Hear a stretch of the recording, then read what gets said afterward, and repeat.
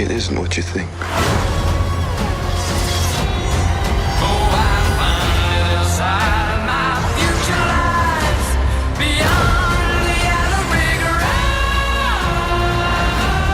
I can get you home.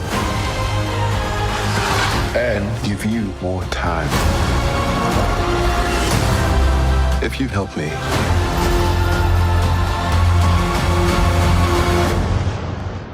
So, what's it gonna be?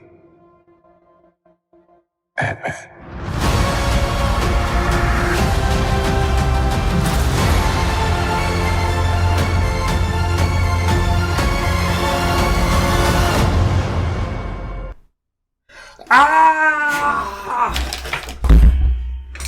Honestly, right, I get kind of resentful making these videos because I'm really jeopardising my, cool, calm, collected image and just showing you how much of a excited 10-year-old boy I truly still am.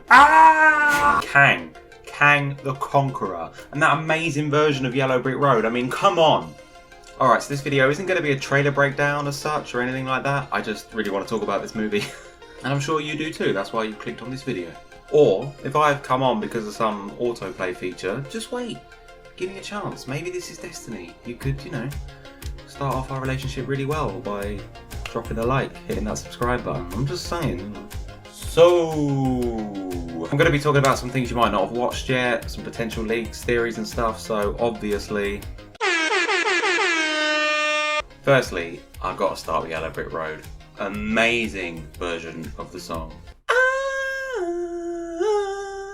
And when you think about it, it's a nod to the Loki series. Now, this may be a stretch on my end, but that show drew a lot of comparisons with The Wizard of Oz. You had the Timekeepers, and they were built up as this big, powerful force, only to be revealed that the man behind the curtain was just a normal man. Kang himself. Now wait, stop. I know, I can see it, I know you're about to type, well actually, that wasn't Kang, that was... Wait, just wait, give me a chance. What I was about to say was, although that wasn't technically Kang, it was a variant of himself referred to as He Who Remains, who set up the TVA to stop other versions of himself and Kang the Conquerors from starting another multiversal war. Anyway, the point being, the first time we saw him, it was just like the reveal of the wizard in The Wizard of Oz. It was the man behind the curtain, and it was more kind of science and magic. And now here we are with the Yellow Brick Road being used in the trailer for the movie where we're going to see Kang properly for the first time. Also, in Loki, you had a literal Emerald City, and recently in Werewolf by Night, the song Somewhere Over the Rainbow played as things were turning back into colour. Ooh, wait. Maybe that's an Easter egg that The Wizard of Oz is going to be canon in the multiverse. I knew that Glinda being evil all along theory was going to be right in the end. Her sister was a witch, right? And what was her sister? A princess! The Wicked Witch of the East, bro! I'm gonna stab him. You're gonna look at me and you're gonna tell me that I'm wrong? Am I wrong? It's my favorite She movie. wore a crown and she came down in a bubble, I'm dog! not fighting with you. Grow I'm not up, fighting bro! with you. Grow up! But this is going to be a very different version of Kang that Jonathan Majors is going to be playing here. I would expect this to be the more ruthless, cold, calculated version of the Kang the Conqueror character. The Kang the Conqueror character. Try saying that 5 times when you're drunk. But he's not going to be that scatty, insane bloke from Loki. So I said this wasn't going to be an Easter egg video, and it's not. But I do have to talk about one of my favourite Easter eggs ever in a Marvel movie, because it's really relevant to this now. Check out this clip from Ant-Man and the Wasp. I don't know what way my slide effect's going to be yet, so I'm going to cover all bases. Check it out.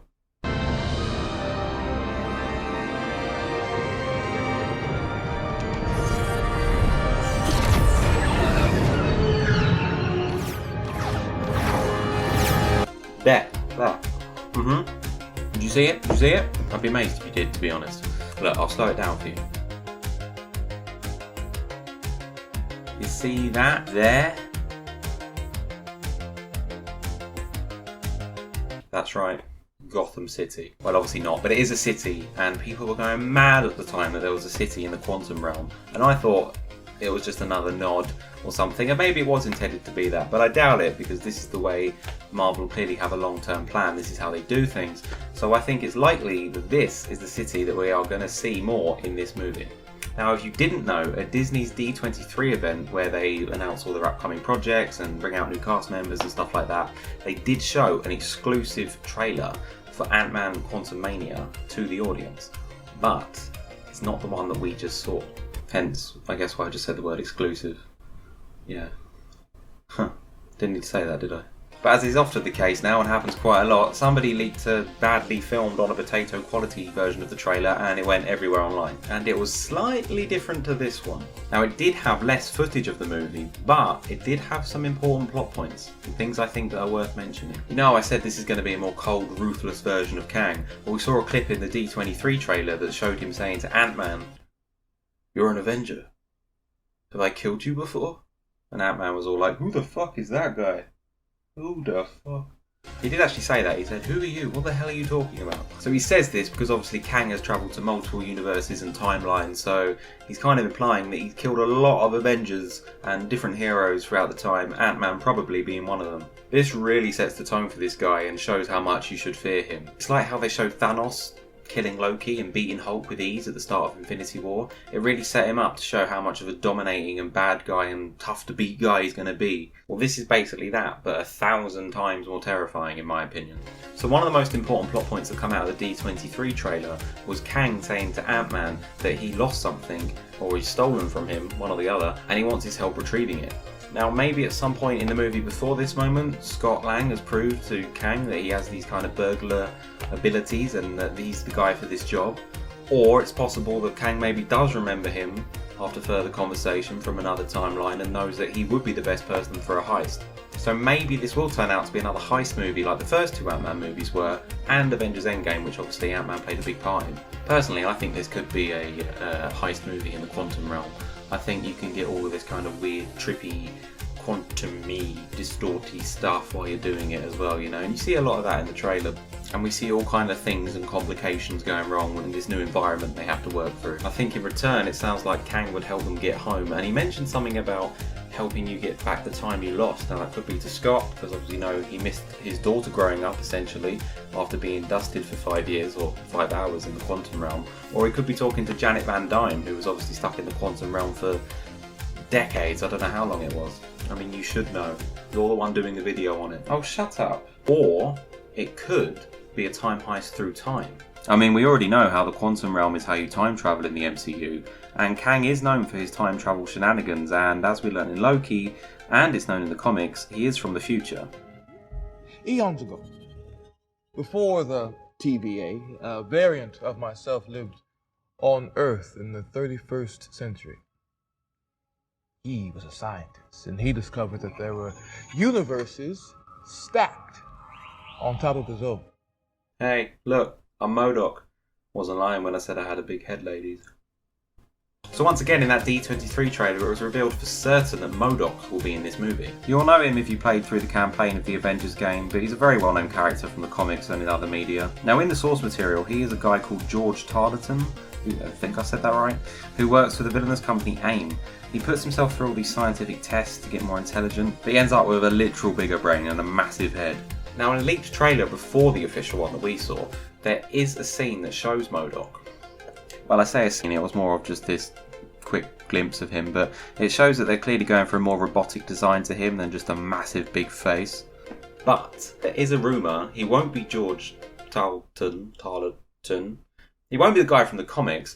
He might actually be Darren Cross from Ant-Man 1. So remember in the first Ant-Man, Scott defeats Darren Cross, aka the Yellow Jacket, by sabotaging his suit and forcing it to shrink uncontrollably? We presume this kills him, but he could have shrunken down until he reached the quantum realm, but his body could have got all messed up by shrinking uncontrollably and got all out of proportion, leaving his head just bigger than the rest of him. I think it would be a really nice tie-in and work really well with the continuity, so I really hope they do this. I also think it's a great way to come full circle with the Ant-Man trilogy by having the villain from the first movie. Also because I think Ant-Man's going to die in this one. What did he say?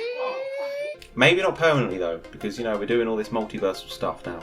My personal theory is that MODOK could be the one that stole something from Kang, or it could be teased where he is going to be this big villain, but maybe there's a plot twist where he ends up helping out, or, you know, he's not as bad, or he's changed or something. I don't know, I just have a feeling they're going to use him in that kind of way, where he's going to be built up, but he's not going to be what you expect. Okay, lastly, and I'm sure I'm going to make future videos about this movie, especially nearer the time. Oh yeah, unless you go on another break for 5 months of making content, eh? God, I can see why Kang wanted to kill off all the other versions of himself. Jeez. But lastly, I do want to talk about this. Have you guys seen that the internet is already saying this movie is just copying Spy Kids 3? I mean, just look at this. He's not the guy. I am. I knew it. Now he's definitely the guy. I'm the guy. The real guy. I mean, that movie was more Green Screen City than Emerald City. Oh my god, and you know the ending's just going to be all the family working together. Just like in Spy Kids 3. Oh my god, they copied it. I don't have friends. I got family. Hey, if you're a fellow film fanatic and serial TV show binger, this is the place for you. Be sure to check out all of the videos I have here discussing the latest movies and shows and generally just having a good old time. I'd love to have you around, so make sure you click that subscribe button and that bell thingy to be notified of all future videos. Now stop watching this and go check out the videos.